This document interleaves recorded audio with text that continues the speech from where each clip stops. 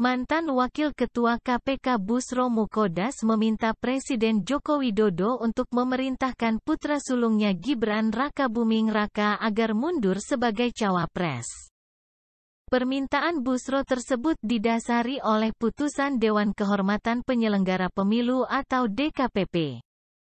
Bagaimana ada satu tekanan massal supaya Presiden Jokowi mempertimbangkan dengan seksama?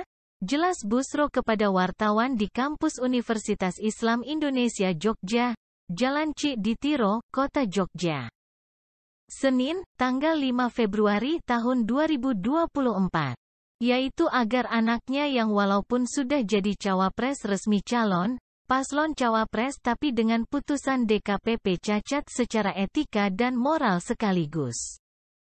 Sebaiknya dipertimbangkan untuk memerintahkan mundur sebagai calon wakil presiden, imbuh Bushro usai jadi pembicara diskusi mimbar demokrasi bertajuk Kajian Hukum Politik Dinasti dan Cawe-Cawe. Presiden Jokowi dalam Pilpres 2024 yang diinisiasi oleh Forum Ciditiro.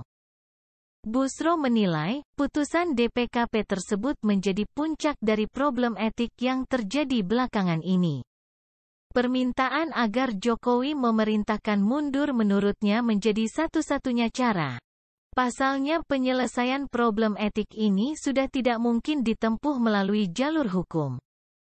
Penyelesaian secara hukum di Indonesia itu hampir mustahil karena Mahkamah Konstitusi sebagai puncak itu pun juga sudah direnggut independensi martabatnya oleh pihak-pihak yang terkait dengan keluarga Gibran.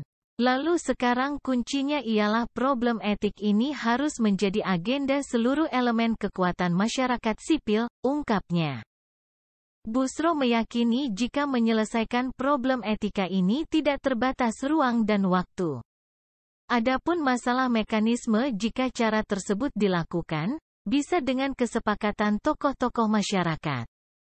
Perjuangan menegakkan etika tidak dibatasi oleh ruang waktu dan hukum apalagi politik, tegas Bushro. Mekanismenya itu bisa disepakati. Ada satu pertemuan tokoh-tokoh masyarakat sipil yang memiliki track record yang bagus untuk mengambil keputusan darurat etika kenegaraan sekarang, ujarnya menambahkan. Lebih lanjut Bushro juga meyakini jika langkah memerintahkan Gibran mundur tidak akan mengganggu proses Pilpres kendati Pilpres tinggal 9 hari lagi. Mengganggu atau tidak kan tergantung bagaimana konsep mengganggu itu, memangnya kalau ini diterus-teruskan tidak mengganggu. Tidak lahir kemungkinan potensi presiden yang dipaksa-paksakan secara melanggar etik dan presiden yang terpilih itu tidak memiliki legitimasi. Artinya sudah mengalami delegitimasi sejak terutama putusan DKPP, tutupnya.